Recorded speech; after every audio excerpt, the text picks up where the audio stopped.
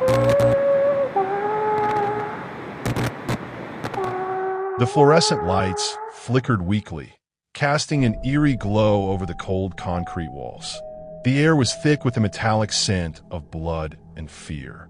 Somewhere in the shadows, a slow, mechanical hiss echoed, like the breath of a creature waiting to strike. The room felt endless, yet suffocating, an endless maze with no exit. A tall figure in a black suit stood in the center, face hidden behind a mask resembling a distorted squid, its many tentacles curling unnaturally. The voice that came from beneath the mask was calm, almost clinical, yet laced with a chilling cruelty. "Welcome back. This is the third season. The stakes are higher. The rules are dead. There is no mercy. And above all, no one leaves alive." 28 players stood before him, bruised and broken, their eyes hollow but burning with the last flicker of desperation. They had survived 2 seasons before, but the scars ran deeper than the skin. This time, the game was not about simple childhood contests. This time, the game was designed to hunt their very souls. The first challenge was called the Labyrinth. But this was no ordinary maze. Instead of walls, it was a shifting maze of cold steel pipes, twisted mirrors, and endless shadows. The players had to find their way through the maze, blind to the traps hidden in every corner. The traps were not physical, but psychological. The labyrinth played with their minds, warping reality, blurring the line between hallucination and truth.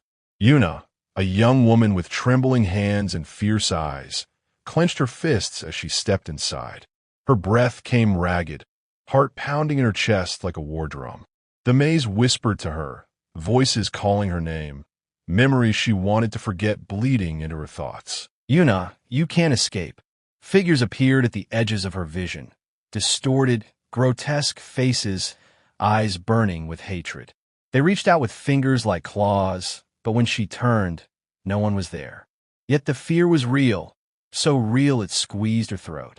Suddenly, the walls began to close in, the mirrors reflecting 1,000 broken versions of herself.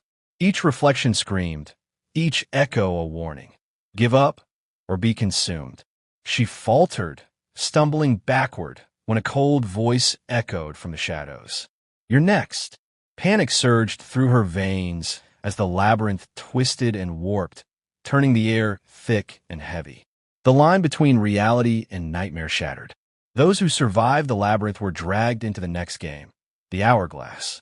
On the edge of a precipice, players balanced precariously above an abyss littered with shattered clock fragments and bones. In their hands, they held fragile hourglasses, the sand slipping relentlessly through the narrow necks. The task was simple in words: hold the sand until the last grain falls. But the price was madness. Time itself seemed to turn malevolent. With every second, memories invaded their minds. Lost loved ones, painful regrets, haunting voices whispering from the darkness below, urging them to step forward and let go. Players screamed silently, eyes wild with terror, as the line between past and present bled away. And watching them from the shadows was the faceless one, the Puppetmaster. His mask was a mirror reflecting the blood and terror of all who came before. He slipped through the game's fabric, a ghost beyond time, tormenting each player's mind. "Stay human, if you can," he whispered, "or become just another lost soul." The third season was not a game. It was a hunt, a nightmare. And for those who dared enter, there was only one question left to answer. How much of yourself will you sacrifice before you disappear? If you want, I can keep writing more and develop the story with new characters, twists, and darker, more terrifying games. Just say the word. The cold wind howled through the desolate arena, carrying with it the faint scent of decay and forgotten hopes. The remaining players stood trembling at the edge of the abyss, clutching their fragile hourglasses as the last grains of sand slipped through their fingers. Around them, the shadows seemed to twist and curl like living things, creeping closer with every passing moment. Yuna's breath came in shallow gasps as the voices in her head rose to a maddening crescendo. Faces long buried in her memory materialized. Her mother's pleading eyes, her brother's accusing glare, all demanding something she no longer had to give. The line between reality and nightmare dissolved. Every second stretched into an eternity of torment. Suddenly, a deafening crack split the air. The hourglass in her hand shattered, the sand scattering like shattered dreams. She fell backward, heart pounding, as the abyss seemed to open beneath her. But she did not fall. Invisible hands caught her, pulling her back from the edge. The faceless Puppetmaster appeared from the darkness, his mirrored mask reflecting her terror. "Not yet," he whispered. "You survive because the game demands it. But survival is only the beginning." The players who had made it through the hourglass were herded into the next arena, a colossal chamber filled with rusted cages suspended over a pit of writhing shadows. Here, the third game awaited, the Whispering Chains. Each player was shackled, their wrists cold and biting as iron links bound them to the walls. The room pulsed with a low, ominous hum, and from the shadows emerged ghostly figures, translucent shapes that whispered secrets, fears, and lies into the prisoner's ears. "You're worthless. No one will remember you. They're better off without you." The whispers wormed their way into minds, eroding resolve and sowing despair. One by one, players crumpled, their minds unraveling under the relentless assault. Yuna gritted her teeth, fighting against the invasive voices. She focused on a memory, a single moment of hope from her childhood, the warmth of sunlight on her face. The chains rattled, but she refused to yield. Across the room, another player screamed and collapsed, his eyes rolling back as the shadows claimed him. The Puppetmaster observed silently, a twisted smile hidden behind his mask. He knew the greatest enemy was not the game, but the darkness inside each player. As the whispers grew louder, Yuna noticed something terrifying. The shadows began to take shape, forming grotesque figures that reached out with clawed hands. The chains that bound the players were not just physical. They were chains of doubt, regret, and fear. The game was a test not of strength or speed, but of will. Only those who could silence the whispers, those who could reclaim their shattered souls, would survive. The hours dragged on. Some players lost themselves completely, their bodies crumpling into lifeless husks as the shadows swallowed their spirits.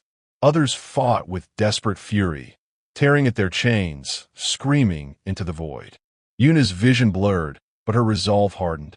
She took a deep breath and screamed, a raw sound of defiance that cut through the whispers like a blade. The shadows recoiled. One by one, the other players raised their voices, joining her in a chorus of resistance. The whispering chains began to crack and fall away. The Puppetmaster's smile faded. This was not the outcome he had predicted. "Enough," he hissed, and the chamber plunged into darkness. When the lights returned, only 12 players remained. The final games were yet to come, darker and more brutal than any before. But one thing was clear, the game had changed. It was no longer about winning money or survival. It was a descent into madness, a battle for the soul itself. And for Yuna, the question lingered like a shadow in her mind. What price would she pay to escape? And would she even want to? The 12 survivors were led from the Whispering Chains chamber into a vast hall drenched in crimson light. The walls seemed to pulse like the beating heart of some monstrous creature. No sound escaped except the distant drip of water and the echo of their own footsteps, heavy with exhaustion and dread. In the center of the hall stood a towering contraption, a grotesque fusion of steel and bone, its many arms twisting like the tentacles of some ancient sea horror. This was the next challenge, known only as the Leviathan's Grip. Each player was strapped into a narrow platform, their bodies restrained, hearts pounding beneath cold metal clamps. Above them, massive mechanical limbs writhed, poised to strike. The rules were chillingly simple. Survive the grasp of the Leviathan until the timer ran out. But this machine was no ordinary test of endurance. Its attacks were unpredictable, sometimes slow and crushing, other times sharp and sudden, designed to shatter bones and minds alike. As the timer began its countdown, the room filled with a sickening mechanical groan. The first strike came. A huge arm slammed down with terrifying force, barely missing the players by inches. Yuna's breath hitched, sweat stinging her eyes. Pain was inevitable here, but the real danger was losing control, panic paralysis, surrender. The Leviathan's tentacles lashed out, grabbing, crushing, dragging players to the brink of oblivion. One by one, screams echoed, fractured and desperate. But amid the chaos, Yuna found a terrifying clarity. The machine's pattern was erratic, but its movements were tied to the rising pulse of her own fear. The more she fought the terror, the slower and weaker the Leviathan became. Grim and determined, Yuna focused on her breathing, silencing the storm within. She felt the cold metal clamps tighten, heard the snapping of bones nearby, but she refused to break. Around her, other players fell, their bodies broken, eyes wide with the horror of defeat. When the timer finally stopped, the machine retracted its limbs, revealing only 6 survivors. The Puppetmaster appeared silently, his mirror-like mask reflecting their broken forms. "You're close," he whispered, "but the game is far from over." The survivors were dragged into a chamber bathed in darkness, save for a single spotlight that illuminated a circle painted on the floor. In the center stood a small table holding a single object, an old, rusted music box. The final challenge was called the Last Melody. Each player was told, "Win the music box and listen." The melody would reveal the truth, the secret behind the game, the identity of the Puppetmaster, and the price of survival. But the melody was a curse. As the haunting tune filled the room, visions flooded their minds, memories twisted by lies, faces of loved ones lost or betrayed, choices made, and regrets that could never be undone. Yuna saw herself standing alone, surrounded by the shadows of the dead. She felt the cold grip of despair tighten around her heart. The music wound faster, louder, becoming a cacophony of nightmares. One by one, players broke down, screaming or collapsing into unconsciousness. The line between reality and hallucination dissolved completely. Yuna clenched her fists, resisting the pull of madness. She realized then, the true game was not to win, but to resist losing oneself entirely. As the last note faded, a voice spoke from the darkness. "Do you understand now? The game feeds on fear, on regret, on the parts of you that you hide even from yourself.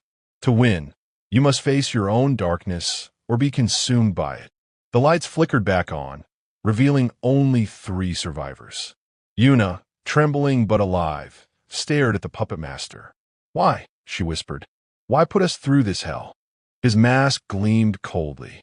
"Because only the broken can be remade. Only the lost can be saved or destroyed. The true horrors were just beginning."